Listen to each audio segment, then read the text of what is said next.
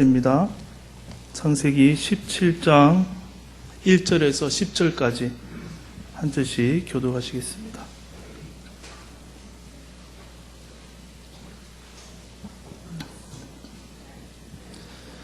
아브라함이 99세 때에 여호와께서 아브라함에게 나타나서 그에게 이르시되 나는 전능한 하나님이라 너는 내 앞에서 행하여 완전하라.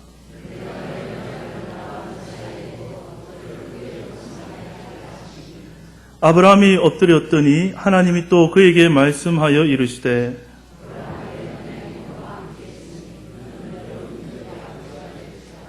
이제후로는 내 이름을 아브람이라 하지 아니하고 아브라함이라 하리니 이는 내가 너를 여러 민족의 아버지가 되게 함이니라.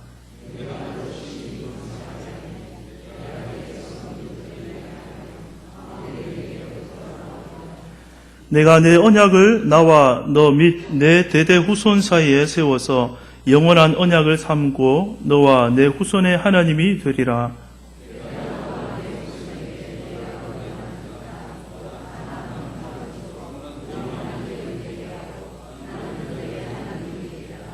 하나님이 또 아브라함에게 이르시되 그런즉 너는 내 언약을 지키고 내 후손도 대대로 지키라. 너희 중 남자는 다 할례를 받으라. 이것이 나와 너희와 너희 후손 사이에 지킬 내 언약이니라. 아멘. 하나님은 아브라함이 하갈을 통해서 이스마엘을 낳은 약 13년 뒤에 아브라함의 99세 때가 되어서 나타나셨습니다. 이때는 아브라함에게 있어서 어떠한 때입니까? 이제는 아들을 낳겠다고 하는 열정이 다 식어져 버린 그때 하나님 다시 나타나셨습니다. 아들을 주신다는 하나님의 말씀을 아브라함이 계속 처음부터 믿기는 했지만 아브라함 속에는 그 믿음만 있었던 것이 아닙니다. 그 안에는 자기의 노력, 자기의 지혜, 자기의 힘, 그리고 하나님의 영광이라고 말은 하지만 그 속에 자기의 영광도 함께 추구하는 것이 그 인생 가운데 섞여 있었던 것이죠. 그러나 이제는 99세가 되고 나니까 그 힘이 아브라함 안에서 다 빠져나가는 것입니다. 우리가 읽지는 않았지만 17절과 18절을 한번 보겠습니다. 아브라함이 속으로 지금 이렇게 말합니다. 아브라함이 엎드려 웃으며 마음속으로 이르되 100세 된 사람이 어찌 자식을 낳을까? 사라는 90세니 어찌 출산하려 하고 아브라함이 이에 하나님께 아뢰되 이스마엘이나 하나님 앞에 살기를 원하나이다. 아브라함이 젊고 힘이 있을 때 하나님께서 찾아와서 내가 너에게 아들을 주고 셀 수 없는 수많은 자손을 주어 큰 민족을 이루고 또 땅을 주어서 큰 나라를 이루게 하겠다고 하셨을 때는 아브라함의 가슴이 얼마나 뛰었겠습니까? 죄송합니다.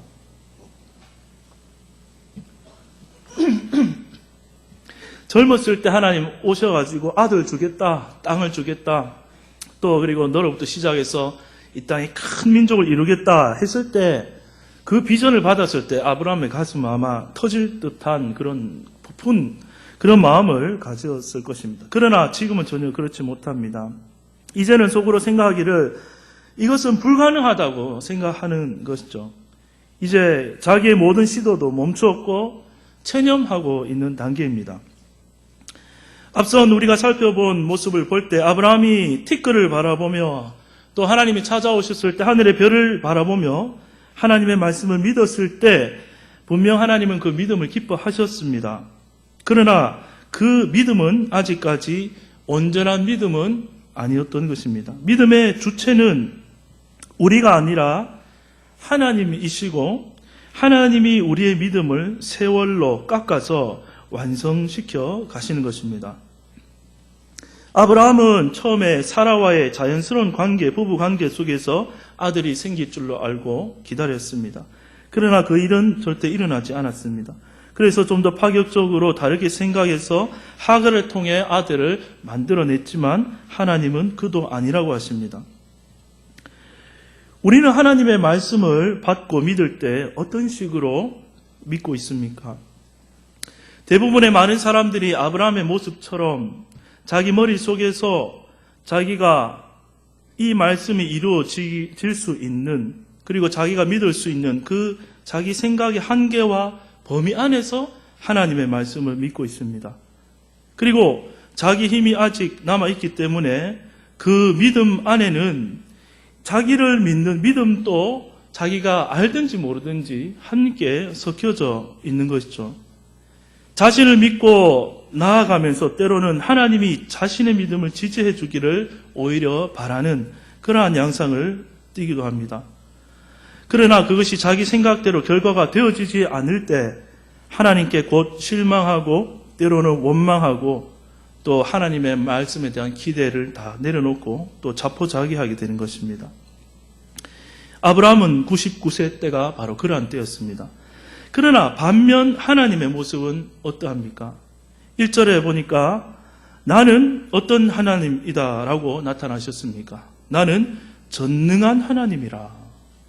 너는 내 앞에서 행하여 완전하라. 하나님은 아브라함이 99세가 되어서 늙었지만 쌩쌩하십니다. 하나님은. 아브라함은 백발의 노인이 되었지만 하나님은 전혀 늙지 않았습니다. 그리고 계속해서 언약의 말씀을 하시면서 너의 자손이 크게 될 것이다. 번성하게 될 것이다. 너는 여러 민족의 아버지가 될 것이다.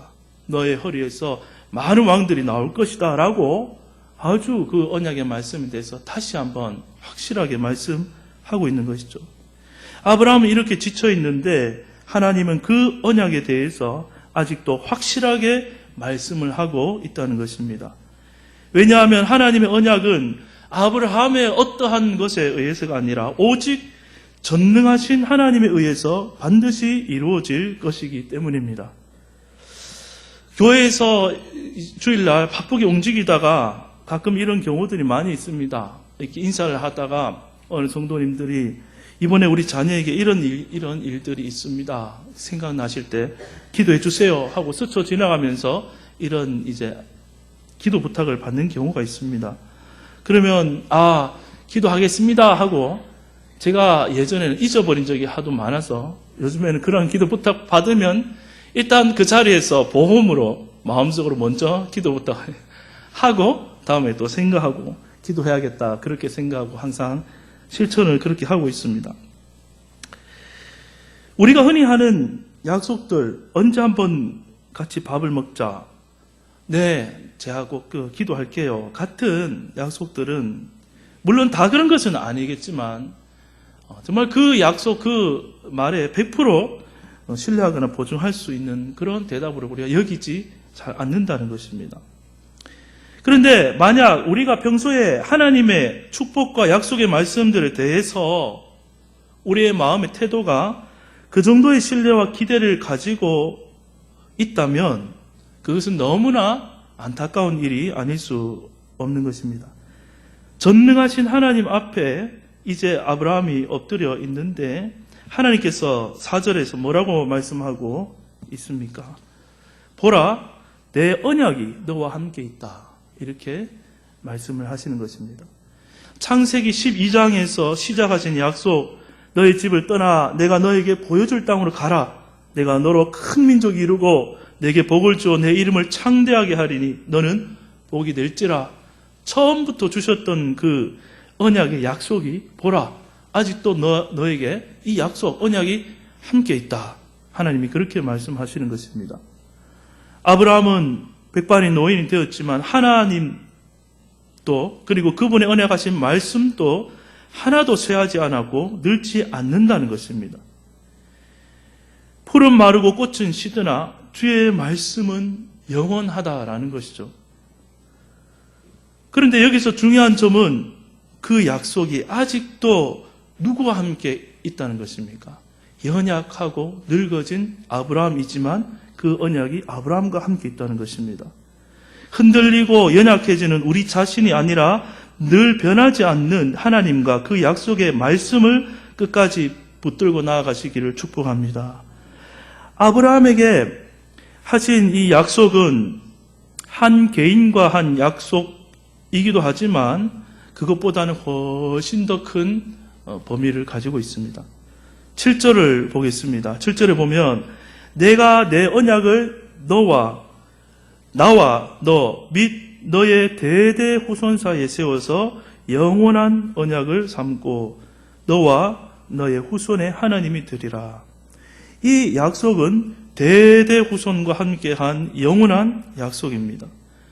즉 우리가 다 알듯이 신약의 개념으로 예수 믿는 모든 자들을 향한 영원하고 확실한 약속이라는 것입니다. 하나님은 아브라함에게 지금 언약을 다시, 아브라함은 지금 다 그 언약에 대해서 불가능하다고 생각하고 있지만 오셔서 다시 일깨워 주시면서 한 가지를 이번에는 요구하게 됩니다.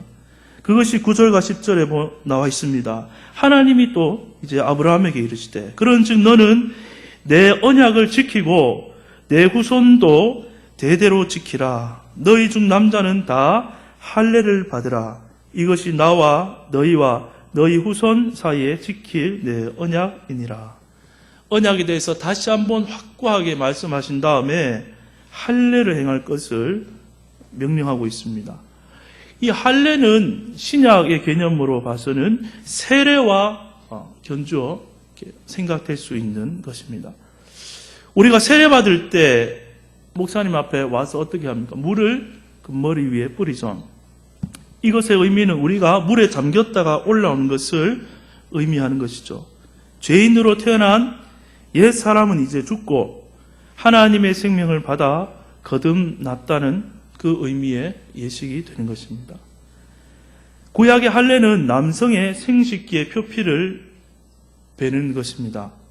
이것은 자기의 생명을 부인하는 행위입니다. 이제 나는 내 것이 아니라 내 생명도 내 자신도 하나님의 것입니다 라는 의미를 갖습니다. 그런데 왜 생식기에 표피를 베었느냐? 생명의 씨가 그곳에서 나는데 죄인의 씨로 태어나는 것이 이제 부인되어지고 하나님으로부터 온 생명, 하나님으로부터 오는 아들, 그 씨가 참된 생명임을 나타내주는 그러한 표로 신약적으로 우리가 이해될 수 있는 것이죠. 그래서 아브라함의 씨가 아니라 하나님으로부터 온 씨, 아브라함과 사라가 거의 죽은 것 같은 죽음의 상황에서 하나님이 생명을 주시게 된 것입니다. 또한 그 아들은 우리 죽음 가운데 있는 온 인류에게 생명이신 아들 예수님을 주시는 그 의미가 담겨져 있는 것입니다. 그런데 우리가 여기서 한 가지 생각해 볼 것은 그러면 하나님께서 처음부터 창세기 12장에서부터 약속 주시면서 바로 할례를 행하라 하실 수도 있는데 왜 99세가 되었을 때까지 기다렸다가 나타나셔서 지금 할례를 하라고 명령하시느냐? 여기에는 깊은 의미가 있다고 생각이 됩니다. 인간의 실패와 무능력함이 인정되는 때가 바로 아브라함의 99세의 때인 것입니다. 전능하신 하나님에 비해서 반대로 철저하게 무능력한 인간임이 검증된 시간인 것입니다. 죄인인 나 자신을 비로소 제대로 볼 수 있는 때가 아브라함에게 이른 것이죠. 이러한 때에 하나님은 그의 앞에 나타나셔서 나는 전능한 하나님이다. 전능한 하나님으로 나타납니다. 물론 하나님이 나타나신 것도 맞지만 이것을 역으로 한번 생각해 보면 아브라함이 자기의 한계와 무능함이 너무나 분명해졌을 때 비로소 아브라함은 전능한 하나님으로 보였다는 것이죠. 죄인으로 태어난 모든 사람 속에는 자기 중심성이라는 본성을 다 가지고 있습니다. 이것이 우리의 모든 죄인으로 태어난 사람 속에 다 있습니다. 그런데 우리는 이것을 잘 보지 못할 때가 많고 자기 중심성이 무엇인지도 알지 못하고 또 그것을 혹 알았다고 해도 내가 너무 내 중심적인 그러한 사람이 그것을 스스로 벗어나려고 해도 아무도 자기 힘으로는 자기 자아 중심성에서 벗어날 수 없는 것이 죄인으로 태어난 모습인 것입니다. 때로는 우리가 신앙생활을 해도 하나님 앞에서 우리의 마음 가운데 나도 하나님처럼 잘 해낼 수 있습니다. 하나님 한번 보세요. 하나님 한번 도와주세요. 하면서 그 안에 하나님의 전능하심을 보고 나의 한계를 보는 것이 아니라 아직도 남아있는 자아에 중심된 자기 힘으로 이루려고 하는 자기의 영광이 그 속에 남아있다는 것입니다. 하나님은 그런 우리들을 비난하시지 않는 것 같습니다. 오히려 아브라함에 그렇게 해주셨듯이 그렇게 태어난 우리 모두를 다 이미 아시고 이해하시고 또 사랑으로 봐주시고 기다려주시고 아직 네가 힘이 덜 빠졌구나. 그래, 기다리지 마. 하나님께서 우리를 연단하셔서 99세가 될 때까지 기다리시는 것입니다. 그래서 내 힘으로 다 할 줄 알았는데 아무것도 못하는 것이 인생이구나 하는 것을 깨닫는 99세의 시점이 왔을 때 나는 전능한 하나님이 다 나타났을 때 아브라함이 볼 때는 자신의 무능함에 상대적으로 하나님은 절대자시요 전능자시며 내가 생각하는 범위를 넘어서 언약을 이루시는 하나님이다라는 것을 보여주실 때 그때 아브라함이 그것을 경험할 수 있도록 그리고 그때 아들을 이제 100세 때 받게 된다는 것입니다. 혹시 지금 이 99세의 아브라함처럼 벌써 많은 인생의 실패들을 경험해왔고 또 신앙에서도 많은 실패를 경험해봤고 또 의롭게 서고자 아무리 해도 언제나 넘어지고 연약한 자신의 모습을 발견하여서 이제는 마음이 늙어서 아무것도 할 수 없다고 혹 생각되는 분들이 있습니까? 바로 그 자리가 전능하신 하나님을 만날 자리라는 것을 깨닫게 되기를 주님의 이름으로 축복합니다. 하나님 앞에서 내가 안 보일 때 그때 하나님이 보이는 것입니다. 할례는 자기 중심성을 이제 벗고 하나님 중심으로 넘어가는 것입니다. 세례는 내가 죽고 나의 주인 되신 그리스도가 내 안에 사시는 것으로 넘어간다는 뜻입니다. 십자가의 예수를 내가 믿을 때 이제는 내가 죽고 성령 안에서 내가 주님을 따라 산다는 그 삶으로 넘어가는 것을 의미하는 것입니다. 갈라디아서 6장 14절과 15절에 바울이 이렇게 말합니다. 그러나 내게는 우리 주 예수 그리스도의 십자가 외에 결코 자랑할 것이 없으니 그리스도로 말미암아 세상이 나를 대하여 십자가에 못 박히고 내가 또한 세상을 대하여 그러하니라. 할례나 무할례가 아무것도 아니로되 오직 새로 지으심을 받은 것만이 중요하니라. 바울은 우리를 향해 육체의 할례가 아니라 마음의 할례가 중요하다라고 하는 것이죠. 이제는 나 자신을 하나님 앞에 다 철저하게 내려놓고 하나님 중심이 되어서 성령 가운데 행하며 살아가는 인생이 되시기를 주님의 이름으로 축복합니다. 하나님은 아브라함에게 이 할례를 명령하셨는데 아브라함은 이 할례 명령을 어떻게 행합니까? 오늘 뒤에 읽지는 않았지만 읽어보시면 아브라함은 이 할례를 즉각적으로 시행합니다. 그리고 두 번째로는 전 범위로 시행합니다. 그러니까 집안에 있는 모든 남자, 하나님 명령 안에도 포함되어 있지만 즉각적으로 삶의 모든 영역에서 이 할례를 실시하는 것을 보여주고 있습니다. 우리가 마음의 할례를 행할 때도 이러해야 합니다. 날마다 십자가를 바라보고 나의 죽음 안에서 자기 중심성을 내려놓고 하나님을 내 생명의 주인으로 모시는 일을 늘 순간순간 즉각적으로 해야 하며 삶의 전 범위적으로 이 일이 일어나야 한다는 것입니다. 그러할 때 날마다 우리는 성령 안에서 터닝 포인트가 되어서 새로운 삶의 영역으로 성령이 인도하시는 삶으로 그 삶으로 나아가게 되는 것입니다. 특별히 17장에 살펴보면 하나님께서 아브라함과 사라의 이름을 아브라함과 사라로 바꾸어 주시는 것을 또한 보게 됩니다. 이름은 그 사람의 존재를 의미하는데 이름을 바꾸어 줬다는 것은 이제는 새로운 존재가 되었다라는 것입니다. 사도 바울은 힘주어서 말합니다. 보라, 누구든지 그리스도 안에 있으면 너희는 새로운 피조물이다라고 말씀을 해주고 있는 것입니다. 아브라함이 정말 이 99세 때에 다 끝났다고 생각했을지는 모르지만 하나님의 입장에서는 이제부터 시작이다. 하나님은 그렇게 말씀하시는 것입니다.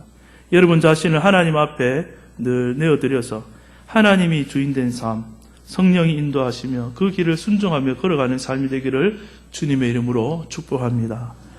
여러분, 끝으로 한 번 더 여러분께 묻겠습니다. 여러분은 정말로 전능하신 하나님으로 믿고 있습니까? 그 전능하신 하나님을 인생 가운데 만났습니까? 하나님의 하나님 되심과 나의 나됨을 알고 전적으로 하나님만 의지하며 살아가는 복된 인생이 되기를 다시 한번 주님의 이름으로 축복합니다. 기도드리겠습니다.